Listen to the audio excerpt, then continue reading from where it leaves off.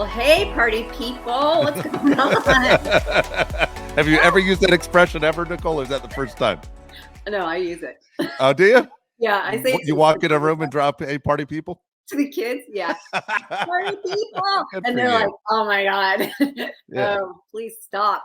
And then Oh I my do it gosh. again. Isn't that CNC Music Factory? Isn't that where that song that came from? That song? I I don't think it. know. Oh, I think that's an early '90s reference right I don't there. know. It's like somewhere Okay. back here. Yeah. But I wanted to apologize to the audience because I know our scheduling got a little like wonky. And Yeah. I just didn't realize like how much goes into scheduling these things. So I'm gonna like get it together. Yeah. And when we're three busy people trying to get on the same schedules, it's proven a little tough, but we'll get there. So my apologies. Because people message me, they're like, "What the fuck? Where's Yeah. the episode?" I'm like, Yeah, they're waiting for that episode. I They know. know that, hey, there's a new episode coming out, and then they look for it. And you know what, Nicole? I tell you what, that's a good thing.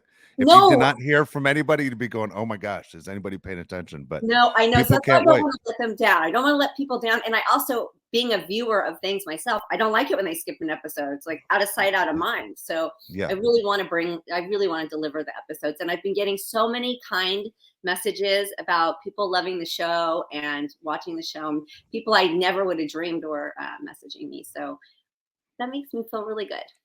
it is. You know what I get the most is I always have women in my neighborhood. I've been in this neighborhood for about 8 years now. And then they pay attention to the show and they go, "You have to bring Nicole down to San Diego. She has to come to some of our parties. She needs to hang out with us." Like, so the good news is you're coming off great. People want to have a glass of wine, whatever it is, they just want to hang out. About some people say, if Nicole ever goes to Las Vegas, let me know. I want to go to Las Vegas with Nicole. But you're coming off as someone that obviously people can connect with, and it's exciting. People always ask me all the time, if she is cool, off camera as she is on camera. And I go, she's the same person. She's Super. absolutely fantastic. So, Well, again, I think this is a lot of fun and people to see who you are. You did something, by the way, I wanted to point out and ask you questions. You posted some stuff on social media of back in the day stuff. I mean, way back in the day when you're a little kid. yeah. How did you get access to that? And can you give a little bit of a background on that? Well, thank God for social media and the internet. I mean, honestly, we found it. Someone tagged me on Instagram with the little like Mattel the Barbie commercial, and then and that was just one of like a dozen I've done. And then the copper tone I found on YouTube. So Wow. Wow. yeah, so it's like thank God, there's somebody that sits there and like uploads it, and I appreciate it deeply because I don't keep archives of anything. I'm really horrible at that. So yeah, really, really love that. And just really quick, shout out to my friend Tyler, Fire Tiger, great band, local band. If you guys haven't listened to them, listen to them. They're great. That's very nice. That's Yeah. nice. All right, so let me ask you about when you found the stuff of you as a kid. Uh-huh. Number one, did the memories come shooting back? Was it as clear as you remember? And did you show your daughters? Who did you show besides putting it on social media? Like, I'm very curious to know what your youngest thought when she saw that's my mom as a little kid. Well, first, okay, so I showed her with the doll one, which I have no recollection of shooting whatsoever. Like I don't remember that at all. And she was like, she goes, "Oh," and then she goes, "Oh, that's it? That's all you did?" Like, that was just the part. Yeah, I was like, I said, I honestly don't know. This is just a clip we found. The Yeah. copper tone I remember clearly because I love copper tone. I've always loved copper tone. And when I went on the audition, and this would be so unacceptable these days, but went on the audition, and for some reason we didn't get the note that you had to wear a bathing suit. Oh, And I was a little kid, and I wanted it so bad. And I was like, no problem. And I just stripped down in my underwear. I didn't even have like a bralette. or anything. I stripped down into my undies, my little chonies, yeah, and I walked in there and I did that audition. And they were like, and I was obviously tan with like yeah, bathing suit, tan yeah. lines and everything. And they were like, hired. So Wow. yeah. I think there's a lot of recognizable faces and actors in that commercial if you look closely. So Oh, that's interesting. So I'm okay. So you brought that up. So a bunch of things I wanted to ask you about getting a role and getting selected. So when you go to an audition, because there's so many people out there that, again, I said this to you, I think one of the first shows, people that do a middle school play, and let's say they're in Oklahoma, and they're like, I'm going to Hollywood one day, and I'm going to get paid for this, and I'm really good at this because everyone in my neighborhood says I'm good at this. And this happens every year across the country, that someone gives someone the acting bug to go, I want to do this full time. I want this to be my career. So when you go into Every an day, not every year, every day. every day, right? Every I mean, day. honestly, you're right. Every day. But there are more and more, basically people. And why wouldn't you? From everything you see, I mean, for me, even on the outside, I'm going, not too bad. Not only do you get a chance to be on a camera and people say nice things about you and how great you are, nobody tells you suck to your face, kind of a deal, but you're recognized and people give you stuff. And it's great when people tell you how great you are every single day. But then there's, of course, as you know, there's a big downside that people don't talk about. But from what, the average person sees, it looks like a fantastic life. So when you're a kid to an adult, we'll start off when you're a kid and you go in and you're going for a Coppertone commercial or a TV show. How many people are normally in an audition? What's goes through the process? I know they're all a little bit different, but can you explain to people exactly kind of what you went through as a kid and how it basically matured into an adult, how they changed? Well, when I was a child, there were way fewer people in the industry, and it would usually be the same handful of kids that you would see on auditions. And so it was a very close knit community.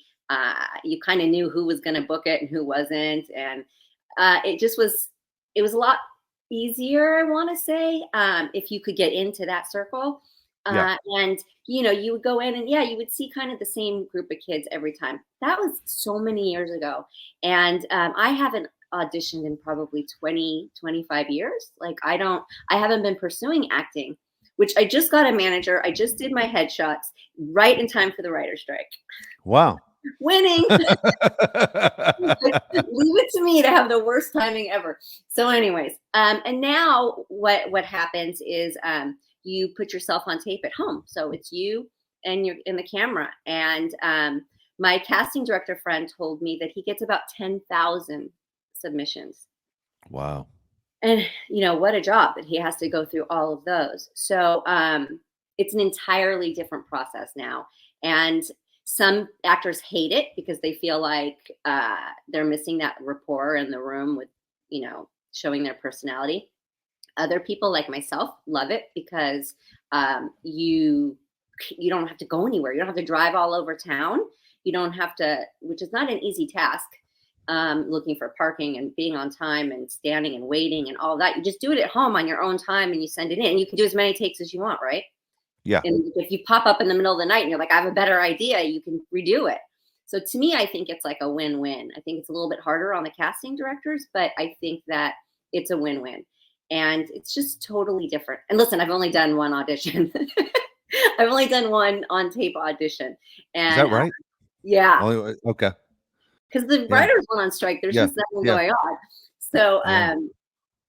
yeah, a producer wanted to see me for a network thing, but it's totally different. And to me, I think it kind of takes the pressure off because it's just you and the camera and your own like energy. But because before, for me, it was stressful to walk into a room full of people, everybody's staring at you. You have to like turn on, and I just was never good at that because I'm super shy, or I used to be really super shy. I'm not so shy anymore. So for me, it was kind of dreadful. Yeah. Do you But look at the other people before you audition, like the ones, and like say in the hallway or in a room, and just go, "That's my enemy" or "That's my competition"? Like, do you start sizing up the room? I don't. I'm sure people do. I've learned in my life you don't judge anybody by anything. Like, no, I don't. I don't. And to get back to people who want to do it, there's a lot of competition out there, and not to break anybody's spirit. If you believe in yourself, I said this before on another show. If you believe in yourself, no matter what it is in life, you have to give it a shot. Otherwise, you're Yeah. gonna die going, I wish I had tried. You got to try everything. I'm with you on that. I think a lot of people are so afraid of failing that they just don't even attempt. That's right. And I'm guilty of that in life too. So even more reason for me to put that message out there. We hold ourselves back. We stand in our own Yep. way. The what's the saying, don't be your own worst enemy, but in reality, we're all our own worst enemy. Oh, Basically 100%. we hold ourselves back all the time. And, I know, you and know, I look at some people who are so full of self-confidence, and I'm like, do they ever have a moment where they're like, I shouldn't be saying this, I shouldn't do that, or I should like refrain? But there's some people who just like are so overly confident, and I kind of admire some of it because it does take a little bit of fearlessness, but you know, I tend to be more humble and a little bit more self-deprecating. do you think were you always that way? The reason I asked that question is just from the limited stuff I've seen from your youngest daughter. She seems like that. She seems like she walks in a room and she has confidence like you wouldn't believe. She does. Yesterday, she was having like a meltdown moment because she said she thinks some of her friends, she's at that emotional sixth grade age and hormonal and all that. She had this moment of like, she was afraid that her friends thought she was annoying because she's very high spirited and she's pretty hyper and she's a happy, happy soul. And my heart was breaking for her. She was so sad yesterday. And I just was like, it was just breaking my heart because with that comes going, are people judging me? Do people Mhm. not like me? Do people think I'm too much? And she's not one of those like annoying overly hyper kids, but sixth grade is horrible. Sixth grade It is is. right, like It it's is. so hard to It fit in. is. So It is. yeah, she Well, had a especially for girls, for at least what I remember of sixth grade, just being a boy in class going, that's the first time you notice girls in your class are their bodies are changing. right. And I mean, as boys, we're like, whoa, what happened over here and what happened over here? And then I can't remember hardly anything in sixth grade because I was that guy checking out everybody that was changing. But guys really don't do that. But don't you think Later on. that happens for like once you go to high school, girls look at the boys and they go, "What happened over the summer?" Because that's when the Yeah, boys like sprout up and then their voice is not cracking anymore. It's like that's that's true. when boys have that change when first year of high school, I feel. But That's true. Little facial hair, whatever else it yeah, is. they And yeah, it change. does. It changes. Yeah. Yeah.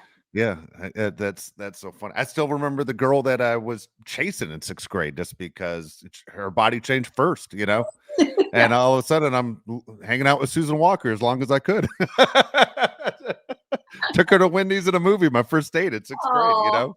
Uh-huh. but that well, I think I scared her and she moved to Virginia. But anyway, but yeah, it is. It's a tough time, especially for girls in sixth grade Yeah. you know so when you go through, as I said, the audition process, and let's say you get that role, okay, so do you remember auditioning for, let's go Charles in Charge, do you remember auditioning for that show or was it given to you? It was given to me. Okay, now Um, yeah, it was can you given to can me. you break down, I know the connection you had with Al Burton, but can you break down when you got the call that, hey, there's this TV show, this is who you're going to be, this is what the story it's about, where everything to your emotions, to being on cloud nine, to how it change your life, to Well, moving, remember school, we friends, talked everything. about this. No, we talked about this already. I don't want to bore everybody, but with my repeating my stories, I wanted to be on Circus of the Stars. Yeah. So Yeah. I was excited I got a series so that I could go back to Circus of the Stars and go, I love I'm it. a series regular. That was my first like excited. That's what I was really honestly most excited about. It's horrible as that sounds, that's the truth. So it wasn't about the reason I ask you, I've done radio forever. I've done local radio, I've done national radio. National radio, nobody knows who you are the second you turn the microphone off. Doing local radio, people will stop you and say, hey, I listen to your show every morning, that kind of thing. And I'll be honest, it feels good when people tell you, hey, I listen to your show. You appreciate the fact that people take 3 hours out of their day or 4 hours to tune in every morning, that you're now part of their lives. The way Rick Dees was like part of my life, or Mark and Brian, or Howard Stern, any of those guys that think, man, I'm part of people's mornings, Right. driving to work, while they're shaving in the morning, they're listening to me. Was there any of that to you of going, man, now I have a regular show. People recognize me on this show. They take time out of their day to watch the show. And now people, again, probably are telling you how great you are, how beautiful you are, everything that goes along with it. Of course, money is money, but the self-esteem factor of, hey, I'm on a show. It's not easy to be on a show. No, it's not. And you never really quit a show because you're lucky to get one. For me, you have to understand I was so young and Charles in Charge was starting the first day that high school would start for me. So there was a bit of like, I was at that awkward age and I was like, oh man, I'm not gonna go to high school with my friends. am I going to lose all my friends? Am I going to be like out?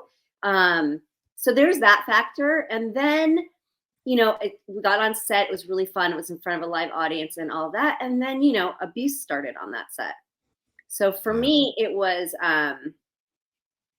it made me even more insecure and even more scared and even more like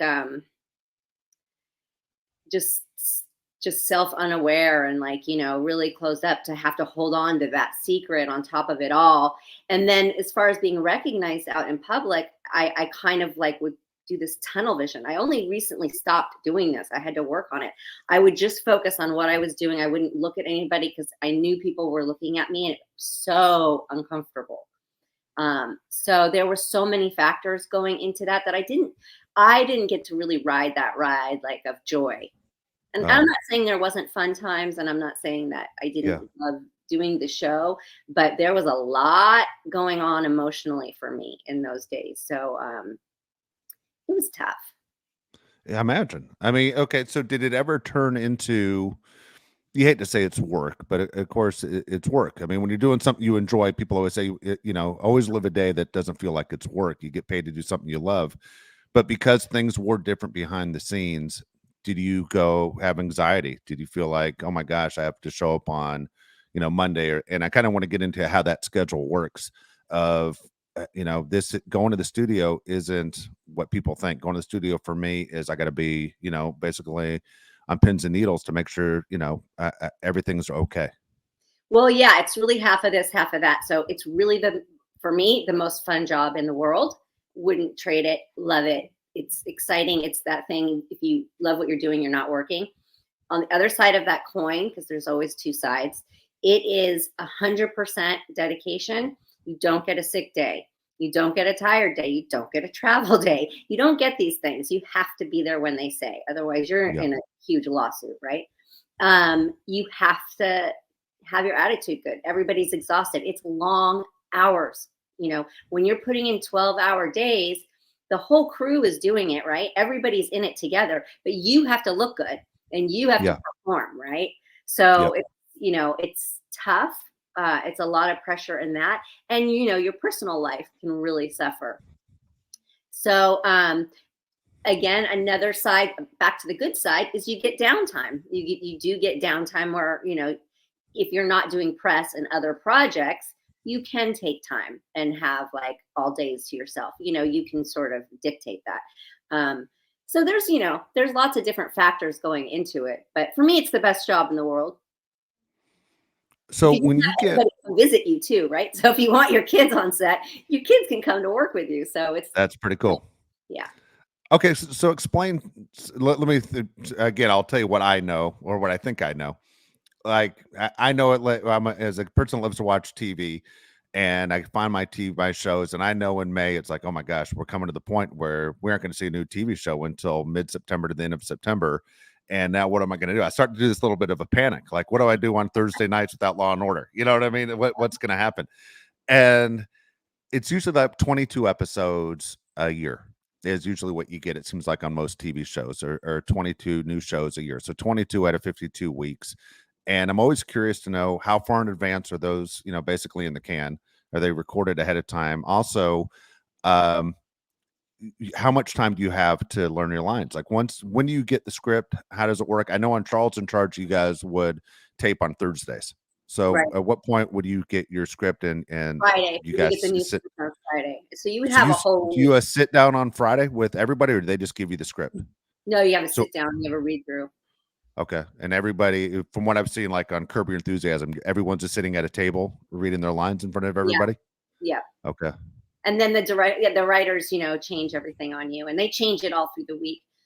So yeah, a show like that is different because um, you have to learn you have to know the whole script, not just scene by scene. You have to know it Yeah. all, and they're constantly changing it on you. But you get a lot of rehearsal time. So Okay. there's a lot of like, run through it on set and everything like that. Whereas when you film something, you do it scene by scene, and every project is different too. How far in advance you get it. There's always rewrites. There's There's some scripts like on top shows where it's secret and they can't give it to you in advance. Yeah. There's so many factors. So it's really different. You have to find your like way of learning your lines because it is all over the place and it is a lot. So I've been at tapings of Charles in Charge where literally they would say cut and they'd rewrite a line right in front of the studio Yeah, audience because exactly. it didn't get the laugh or the response they thought they were going to get, and then they change it, and then all of a sudden everything that you've been working on memorizing for maybe the last 7 days has changed. Oh yeah, or like we would be backstage, right, and getting ready to go on and do the next scene, and they would hand you papers and go, "The scene's been rewritten," and you're like, "But we're taping right now." Yep, you have to learn it right there, like quick. Wow. So, but I think it's something like when you're exercising that muscle, like it sort of, I'm amazed by it. I'll be honest, I'm amazed. At my age and watching as many movies and TV shows as I've seen, I always wonder how in the hell do you do it? Like, how do these people bring these lines in and stick them in their head the way they do?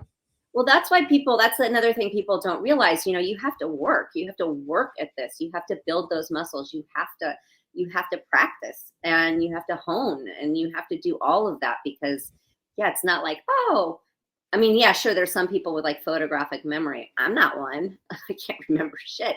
I can't remember what I did yesterday. So, yeah, it's different. It's hard. It's a Is there skill. one project that you did before? I mean, you've mentioned many shows, whether it's Fantasy Island or TJ Hooker or Charles in Charge. Any of them that were harder than other shows for a certain reason? Um, I kind of feel like night shoots are always hard, to work through the night, sunset to sunrise. Yeah. I always find that hard, but I'm a girl that likes her sleep. So, sometimes they're fun too, though. That's not true. I don't know. I mean, I think, what I think is the hardest, in my opinion, is when you're on like a bigger budget show or any budget show, really, and you aren't in every scene and you Yeah. have to sit and wait all day. Like the waiting for me, this is a personal thing. I can't stand it. I am not a patient person when it comes to just sitting, and you're Yeah. in this trailer and you're like sitting. I remember doing an episode of Clueless, and I swear to God, I must have sat in that trailer for 10 hours. Oh my gosh. Uh-huh. And they were just having problems with their other stuff, other things was happening with production. You just have to wait. I mean, you're being paid to be there. So it's like, and it seems like you could be like, oh, boo-hoo, boo-hoo. True. But I get exhausted. Like my energy is like through the ground, trying to sleep in the trailer. We didn't have devices back then. The TV never it was always like trying to get the antenna, to get some TV, going through the radio, like trying to find a non-static station. It was bullshit. So it was like you had no entertainment, you're stuck. You don't know when you're gonna go, they're gonna call you, so you can't leave. It's like you're sitting. You're right. Well, there's no smartphone. I mean, you're doing that show in the 80s. You're not like you're on TikTok or anything to waste time. No iPad, no nothing, no computer. Yeah, that's true. What are you gonna do? Just draw? Learn your lines. Yeah, I mean, once you have that down, what are you gonna do next? That's pretty funny. All right, so again, this is how my head works. You learn these lines, you have everything in your head, the dialogue, you got to present it like it's natural. Are you afraid to read anything else? Like, let's say you have 10 hours to go, well, I'll read a book. But shoot, what if I read the book and those lines start going into my head? Like, it would freak me out. I'd be so afraid to pick up reading because I'm like, this is going to turn into my dialogue in my head when I start talking. No, personally, no. Yeah, that's fun. That's the difference I always say, guys and girls. I'm a terrible multitasker. Like if you and I are talking and I'm writing, as I'm about to think of what I'm going to say back to you, I'll just write down what I'm saying, not paying attention to what I'm writing. I can't do two things at once. I got to focus on one thing. Me too. I think it's I just saw an article. I just saw a story on this about that it's not multitaskers have a tendency to not complete or not do the best job at each thing that they're doing also. Yeah. So there's something to be said about completing a task and then moving on to the next. I think and I get more fulfillment like that. If there's a whole bunch of open ends, I get frazzled. I get like, so I like to just, check that off the list. Check that off. Me too. I feel complete. Yeah. So yeah. That's funny. You sound like the guys in my neighborhood that I hang out with. Yeah, because their wives will always say, "Here's a list of things you got to do before people come over for the party," and then the wives always yell at them like, "You're only down to number 3. Like, why aren't you doing more than one at one time?" And look, I can half-ass every one of these on this list, or I can make all of them the way you want them, but I got to go one at a time down the list, and that's the way most guys think. Now, I always say in my head because I'm always amazed by women who can multitask, and again, I've never found a guy that's a good multitasker. That's why I vote for females, because I know there's so much that goes on probably in the job and politics that I go, women will think things out. In my experience, they think things out. They'll take time. Guys kind of just they pass it on and go, okay, that's good enough. And they seem like they kind of rush through things. But when it comes to people's lives, I want someone that's going to look in full detail of how things are going to go and then be able to handle more than one problem at once. That's why I always vote female. I look at the ballot and I don't know, man or woman, boom, check off female. Right Every on. time. Yeah, I Every mean, time. I think we tend to be overthinkers. I'm not saying that there aren't men out there that aren't, Yeah. but I'm definitely an overthinker. Like I have to turn the TV on um, to try to listen to the TV or the radio or something to try to stop the thoughts, like to stop overthinking. I will think of a scenario and I will do it over. It's a little bit obsessive. It's a little bit annoying, a lot annoying. But I can't like turn it off. So I'm constantly thinking about the next thing.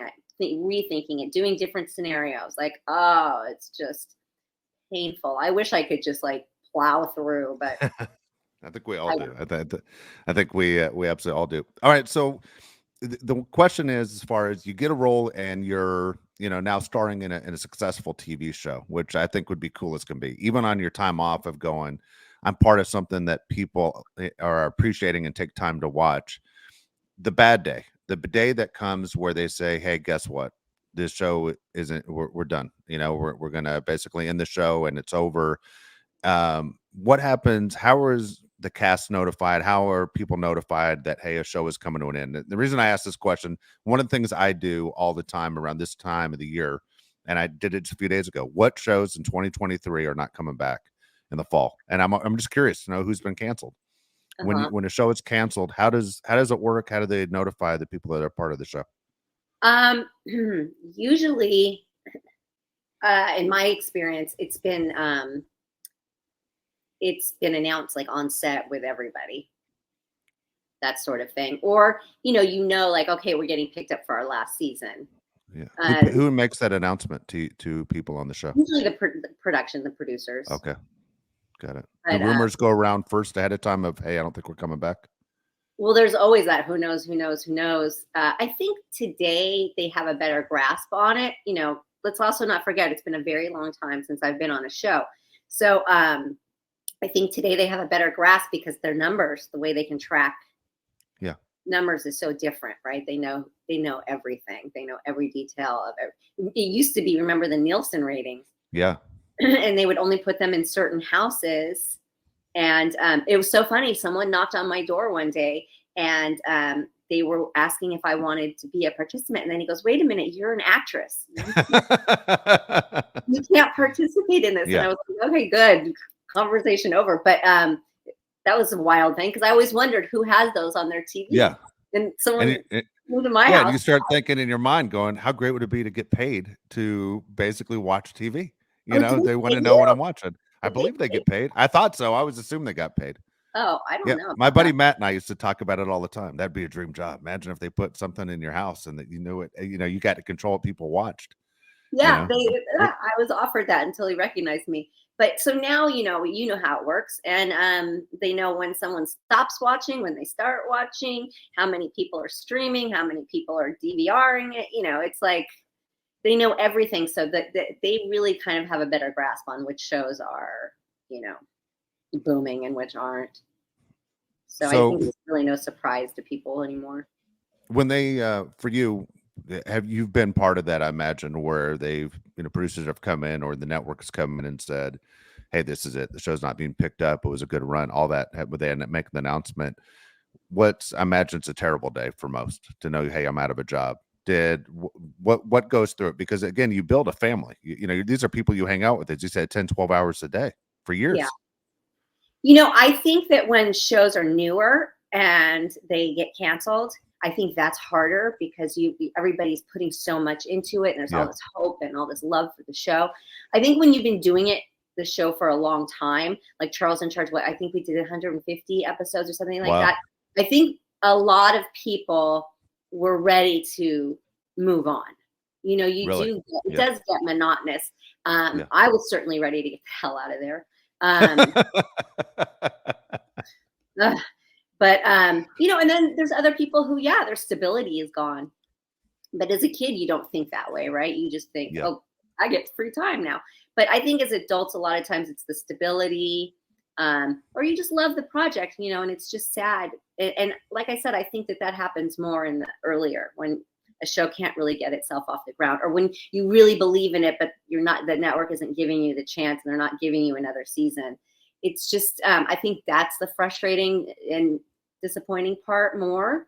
But you know, most actors, then they go on and they do something else, and the crew and everybody moves on to the next job, and you create another family, and you go on.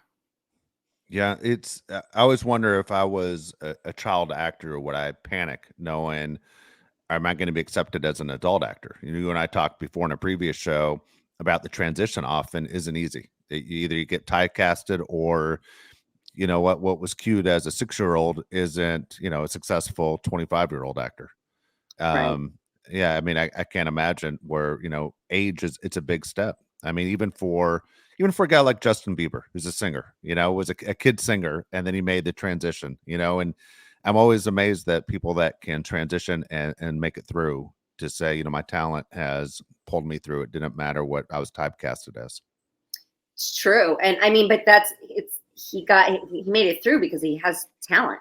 Yes. And he's always like evolving, and you can see it, right? And he puts himself out there. I always look back, I admire these young people who really take their career seriously. I was not one of those people. I was a little ball of emotion and mess, and really kind of wanted time off, and either wanted to be working or time off. And but I didn't think of the future very much. I didn't think of the future. I don't know what that is about me. I'll have to look into that. But I never really thought about the future. And I don't know. I guess maybe because I didn't pursue the acting from the beginning. It wasn't like, that's my passion, I'm going for it. I kind of fell into it and grew up with it, that I just sort of just went with the flow instead of worrying and wondering and all of that. So, you know, and then I got to the point where I was not wanting to really transition into an adult actor because I needed a childhood. I hadn't had a childhood. And so I kind of did my life backwards. And that's why I think I'm so immature and you know, childlike in times, because I didn't have that. I was a responsible working kid my whole life, you know, so I needed that time to just be irresponsible, to sleep in, to blow off stuff. You know, I needed to do that. I needed to go out and party and be wild and carefree and run in the grass barefoot. And, you know, I needed to do all of that. So I had to take that time. And then that turned into having a family. And, you know, it's only now that I look and I go, you know what? I really miss it now. It's I think enough time has passed where I look at it in an entirely different way, and I have a different approach and a different outlook, and, you know, a different appreciation for it in all regards, you know. At the time when you were looking for that break, 2 questions. One is, did your family ever say, "Hey, Nicole, you got to find another show"? Maybe not say it to your face, but you could feel it of, "Hey, when are you going to find another show?" Or, "We got to get you on another show." And at the same time, were you thinking, not only do I need a break, but maybe even a break out of California, a break out of a major city, just to breathe and feel like maybe I'm not going to be recognized, and I can just be the person that's inside? Well, when you leave California, you're recognized more. Let's just start there. That's funny. You're right. You're right. More. You're right. And I always consistently worked. So there was never oh, we need a job. We need a job. I honestly continuously worked as a child all the time into my young adulthood. So I was ready for a break. I mean, let's be honest. I was at retirement age. Most people retire after putting that many years in. So for me, when people say like, oh, you can't get work or whatever, it's like, no, I need a break. I need time away. I need a breather. I need to grow up a little bit. I need to find myself. I can work on myself. So it's, and now I feel like rejuvenated. I was tired and run down, and then I lived life, and then life got a little rough, and you know, digging up and unpacking all your luggage, all your baggage, should I say? And then I don't know, when I turned 50, I kind of blossomed, I feel like, Yeah. spiritually, Yeah. emotionally, spiritually. So it's good. And I'm ready to like put on my gloves and go to fight. Good. Good. I'm glad to hear it. I think a lot of people are glad to hear you say that. Yeah, I was curious to know because I knew as you've worked for a long, long time, and at what point do you say, this is not something I want to do? And the funny thing about TV, you and I discussed this a couple shows ago about there's so much good television out there now, maybe better than ever. And there's so much access to it on different platforms.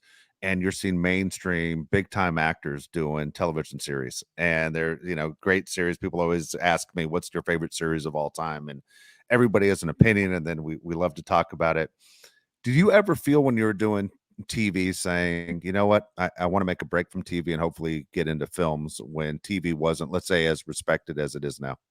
Yeah, I had a moment of that, and it was a quick moment because the reality of that was not like what I had in my head. So it was I did some like independent, some like kind of edgy stuff, and that wasn't my genre. Yeah. I don't know who I was kidding. I was trying to like change my image and change who I was and all that, and it so that wasn't the right career path for me. But I mean, I had to explore it because it was like what I wanted, because I always love edgy independent films. Like, that's still, I love that. I love documentaries. Like, that's my jam. So I wanted to be part of that. But just because you love something doesn't mean like it fits, you fit into it, Yes. you know what I mean? So that didn't really work, and it was like I needed to take that time off to, because people always ask this question. You've heard it a million times. What would you do if you weren't an actress? And it's so funny because my whole life I've asked myself this question, and I've never had the time or the opportunity to ever explore anything else. So that was another thing that I needed to do. I needed to explore, like, who is Nicole? What would Nicole be? What's her passion? And I've explored a lot of things. I've put my toe in the pond of a lot of different things, thinking, oh, this could be it, this could be it. And at the end of the day, I think it's acting. I am always drawn back to it. It's the one thing I miss. It's the one thing I don't get bored of. Everything else, I Yeah. think, oh, this is exciting. This could be fun. And then I'm like, oh my God, it's so boring. You know? Yeah. So Oh, yeah, I think we've all been there. speaking We've of all been careers, there. wait, let's talk about you and what happened, your news that you got this week, because Oh my gosh. So this we is you and I always talk about, good stuff, bad stuff. Sometimes we both have bad weeks, sometimes we both have good weeks. Yeah, we were talking about stuff that I've done in the past, and for me, of course, I love entertainment. I always love entertainment, whether it's movies, it's TV, it's sports. For me as a kid, I always wanted to be a professional baseball player. I mean, from like 3 years old. My mom would say, "What do you want to be?" "I want to be a pro baseball player." And we'd go through, sports as a young boy. I played football, basketball, baseball, but baseball was always my favorite. And so when you realize that dream isn't going to happen, that's when I became a sports broadcaster, because it got me as close to that circle as I could be. And I sold it to myself. I'm not going to age out as a broadcaster. I can be on the field and talking to the players before and after games, and I've had a chance to have some great experiences. But then I got into coaching at around age 22. I started coaching high school baseball, and that turned into travel ball and stuff like that. And then I realized I could help kids get scholarships and really make a difference in young people's lives. So as we do the show today, as we're recording right now on May 10th, 2023, I get a call yesterday or a text message yesterday at 6 a.m. in the morning.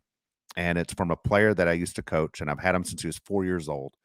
And he goes, "Coach, I made it. I'm going to the big leagues." And I couldn't believe it. I was so excited. And he was my younger son's, closest friend when they were 4 years old. And to see that he made it to the majors. And so the team he's on, He's now the starting shortstop for the San Francisco Giants, which I'm a Dodger fan. I'm wearing a Brooklyn Dodgers hat right now, but the Giants are the rival of the Dodgers, as funny as can be. But he ended up starting shortstop for the San Francisco Giants yesterday. And I 100% would have got on a plane and watched his debut. About 40 of the people in the neighborhood went and watched him. And I was giving a speech last night on fentanyl to a group of families about the dangers of fentanyl. So I wasn't able to make it up, but I'm following on my phone as the game's going on. And Nicole, in his first game, he hits a home run. Oh, come And on.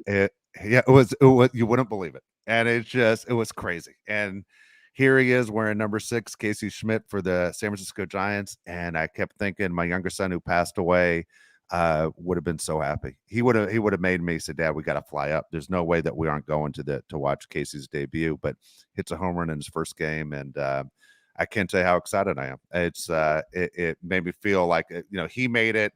It's been my passion. I felt like part of me was there, but of course, I felt like my son, who's no longer with us, was there, and I know he would have been the happiest person in the world for him. And Casey knows that too. So Did really, you really cry excited. happy tears?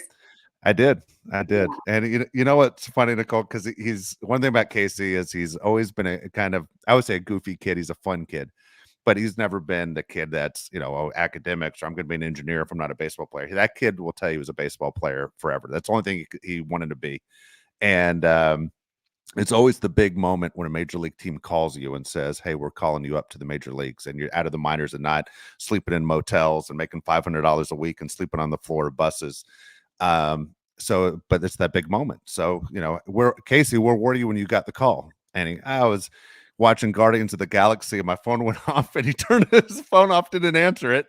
Oh And my then, God. and then they called back again. He's like, what? They're like, what the hell? And he answered, finally says, the credits are rolling. The movie's, I'm not going to miss the movie. So he walks out, takes the phone, and they're like, where you been? We're trying to tell you, you've been called up to the San Francisco Giants.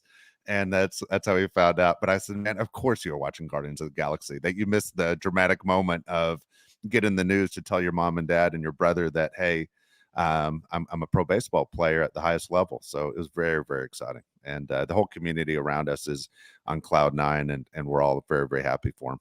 I So love yeah, something else. Yeah, it was amazing. I have a bunch of kids that I coached in the minor leagues, but he's the first one to make it to the majors. So very, very excited. It's Yeah, always neat. great to see like your friends do something amazing and like make it big and Yeah. Oh move yeah. on. I have like a lot of friends like who are struggling actors and now are like big, actors. But there's something really special about it when you know them as a kid. And then Yes. you watch them grow up, and then they went and they got what they Yeah. wanted and what they Yeah. knew they were going to get. Yeah, there's something so special about that. It is. It is. It is crazy. It's funny. One quick story on this. So when he played for me, he drove me crazy in T-ball because he ran all over the place. You're trying to teach kids, this is your area, you stay right here. And the ball would be hit all the way to right field, and he'd be at shortstop. He'd knock over 10 kids trying to get to the ball. He didn't care. And it's stop chasing the ball. That's that kid's area. And I remember he was 4 years old. I looked at his dad. I'm never going to coach this kid again. He drives me crazy. And I coached him again for another, 10 years and everything else. But he, when he got a little bit older, I didn't think he was fast enough to play the shortstop. So I said to his dad, we're going to move him to third base. Dad goes, he's a shortstop. Got upset with me. And then he moves on to high school, and their coach puts him at third base. So he's still not fast enough for good enough to play shortstop. So they see what I see. Goes to San Diego State University. They put him at third base, and then he makes it to the San Francisco Giants, and they put him at shortstop, where his dad told me he should be 10 years ago. And I'm waiting for his dad to call me and go, I told you so. That's You don't know amazing. Full shit. circle. Yeah, you don't know Full shit. circle right there, right? That It's is funny how it. parents know what their kids.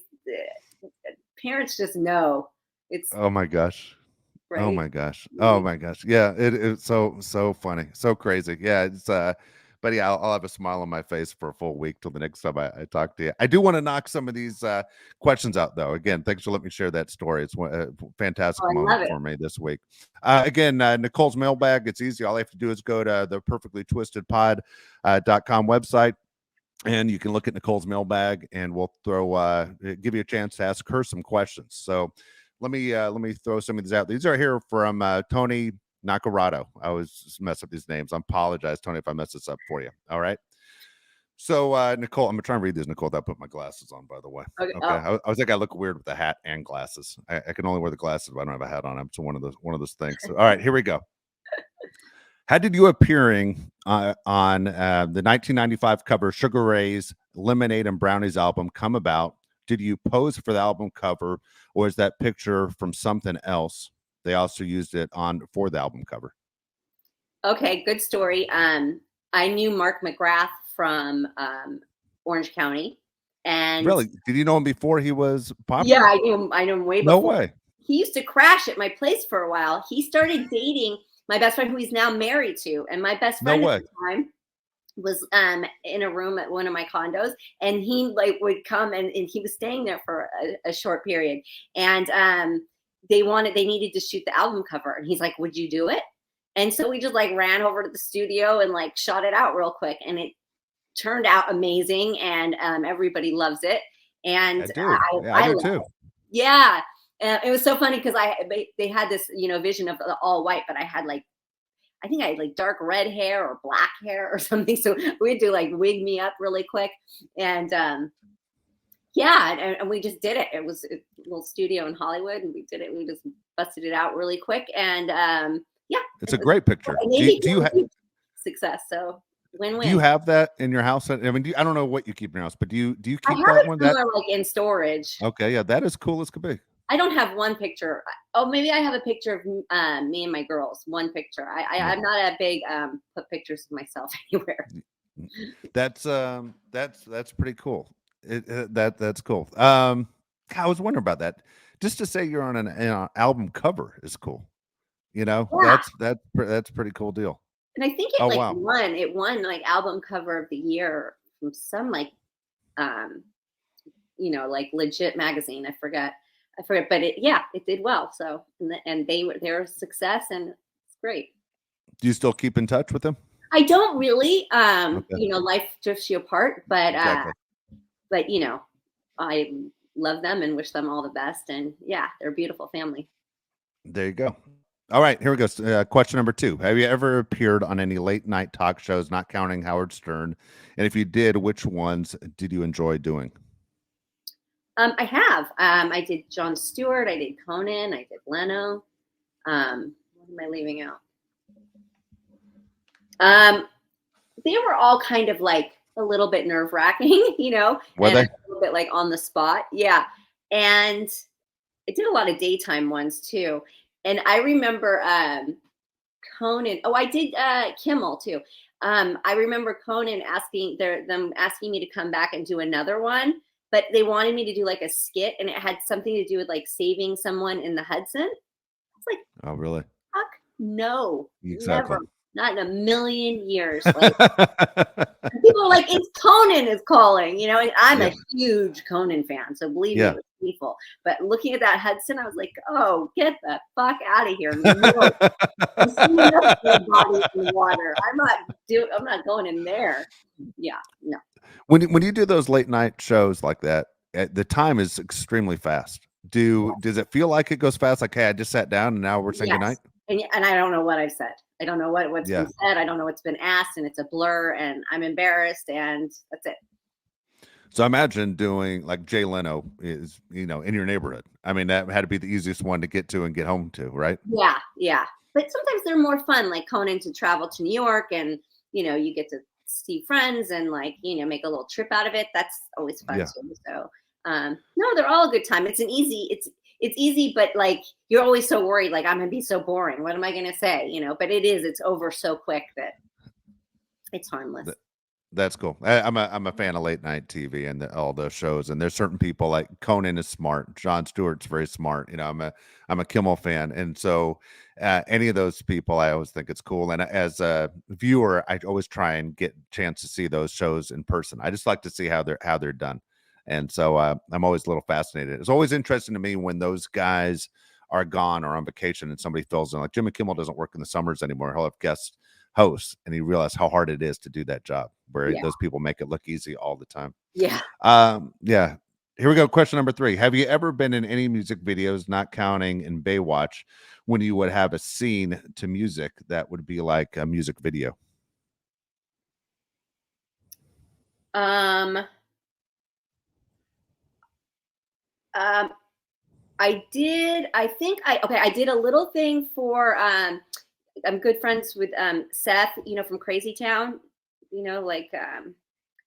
Do you know? Are you familiar with Yes, that I know. one? I know you're talking about. Yeah. Okay, so I did a little like just showed up on set and like it was like a house group of friends thing. I did that, and one I just want to die. I to even say this out loud. I met these guys who sing that song Daisy Dukes.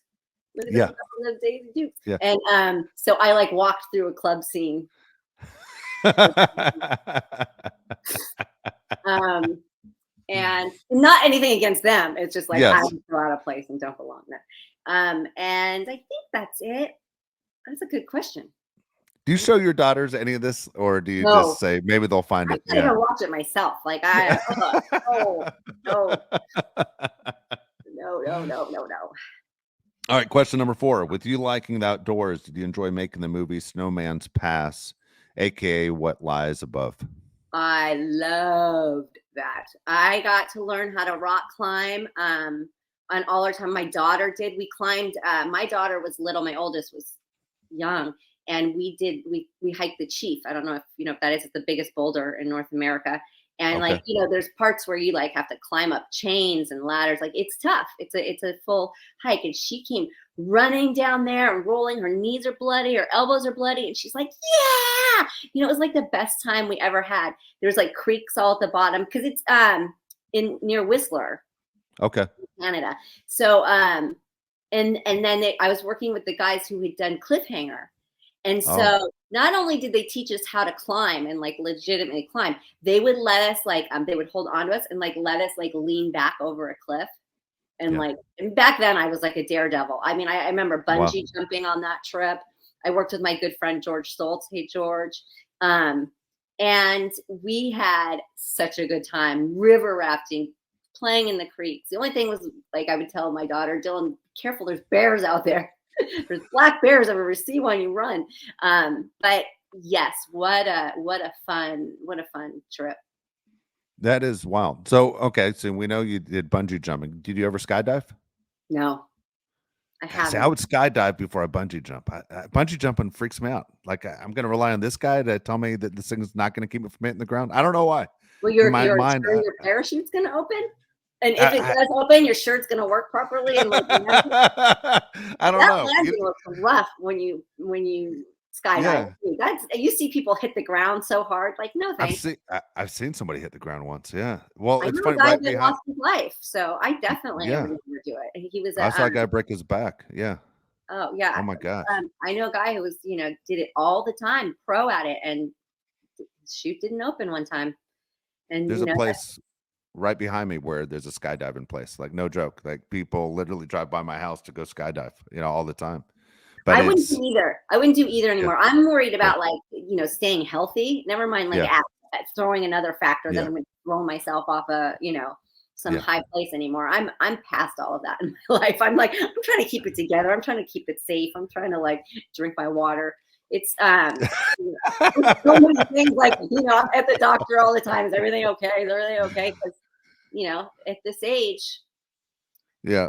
Well, it's funny you dropped the water thing. I've been I suffer with migraines, and I know you say you have issues as well. And you said just make sure you're drinking water. I laugh because water always seems to be the cure for everything. Just for flush out your everything, body, whatever it is, I know. whatever's going on. I always, it's funny when you just talked about bungee jumping and skydiving. I'm thinking about the first person that tried it.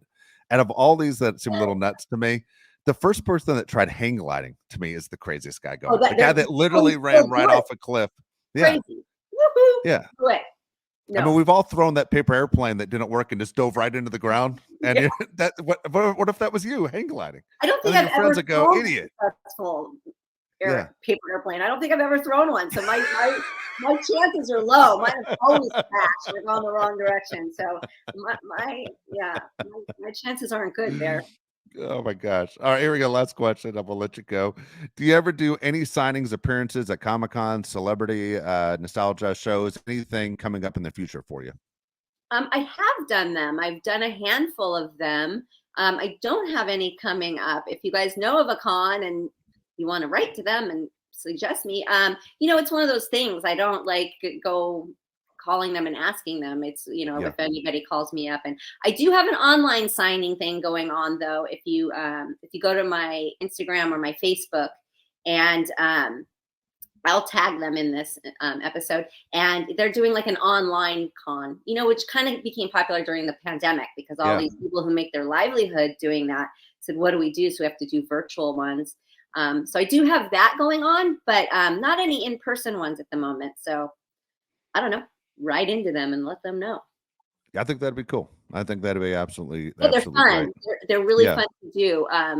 You meet some real characters, and you meet people that know more about you than you do. I mean, I am blown away. I learn something about myself every single time. At least one thing. I usually learn quite a few things about myself. And so, yeah, it's really fun to like meet the fans. When you do that and you meet people that know more about you than you, how does it usually, basically resonate in your head? Is it a compliment to you or scare you? I just wonder where the fuck I've been. I'm just like, where have I been? Like, you know this, I don't. Oh, Yeah. that's kind of where I go for. I just find it Oh, that interesting, and yeah, yeah, that is funny. I have people that repeat stuff to me all the time, and I go, I don't remember saying any of that stuff. But then, I'll ask other, oh yeah, you said that, and I yeah. go, oh man, I didn't even pay attention. I can't remember what I just did. That it felt that comfortable. That is very funny. All right, that is good. Again, if you want to, if you have a question for next week's show, all you have to do is go to Nicole's mailbag, and I'll pull questions out. But again, those are great, Tony. They're fantastic. Appreciate that. And Yeah, good yeah, question. I learned stuff. Yeah, I learned stuff about you. I had no idea. The album cover thing. Now I'm gonna have to look it up. Well, I'm sure it was posted as we're talking. Josh does a great job of putting pictures up, but I'm sure it just showed up. But Okay, I got it's to look it pretty up now. explicit. It's pretty explicit. Uh, Fair warning. You might look at me a little different tomorrow. Um, That is funny. That is funny. Nicole, great job again. That was a lot of fun. yeah, thank you so much, and I'm so happy for your friend. Thank That's you. amazing. I love that. I love that. I love that. It's always a good time. Thank you. Yeah. Okay, so you guys follow us, subscribe to us, write to us, tell us who you want to see on the show. Any more good questions like Tony had? I love them. Keep them coming, and we will see you next week. And I promise to try to stay on schedule. I've been flaky. I know it. I had a lot going on. I'm new at this like scheduling thing, so I'll get on it. All right. We'll see you next week. Bye, guys.